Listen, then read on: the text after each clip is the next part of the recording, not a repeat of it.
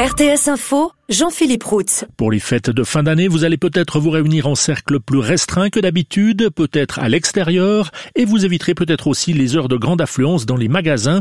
C'est en tout cas quelques-uns des conseils donnés hier par l'Office fédéral de la santé publique, car la situation sur le plan de la pandémie de coronavirus s'améliore, mais elle reste fragile, ont rappelé les autorités. Ces conseils sont publiés dès à présent sur les réseaux sociaux et sur le site internet de l'OFSP. Dans la population suisse, la volonté de se faire vacciner contre le coronavirus ne cesse de diminuer, tout comme la confiance à l'égard des autorités. C'est ce que montre une étude du centre de recherche Sotomo, commandée par l'Office fédéral de la santé publique et publiée hier. Seulement 49% des personnes interrogées ont déclaré vouloir être vaccinées, alors que ce chiffre dépassait les 60% dans les enquêtes de mars et avril. À noter que ce sondage a été réalisé fin octobre, soit avant la série d'annonces sur l'efficacité des différents vaccins.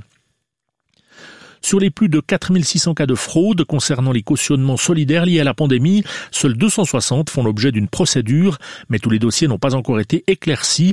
Selon le contrôle fédéral des finances, les abus les plus fréquents sont des violations de l'interdiction de verser des dividendes et des écarts importants entre les chiffres d'affaires déclarés et réels.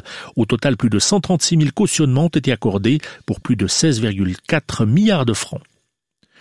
Ce nouveau revers pour le président américain Donald Trump, une cour d'appel a rejeté hier une plainte de son équipe de campagne affirmant que l'élection en Pennsylvanie n'avait pas été équitable. La justice a refusé de bloquer la certification de la victoire de Joe Biden dans cet état clé, estimant que le camp de Trump n'avait ni apporté d'accusations fondées ni de preuves. Donald Trump a déjà subi une vingtaine de défaites judiciaires dans tout le pays, mais il continue de rejeter sans preuve la victoire de Joe Biden.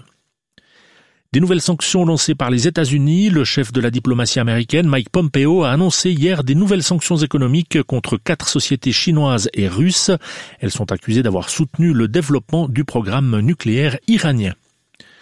En hockey sur glace en National League, Bienne s'est défait hier soir de Lugano 6-4 et Genève Servette a battu Rapperswil 1-0.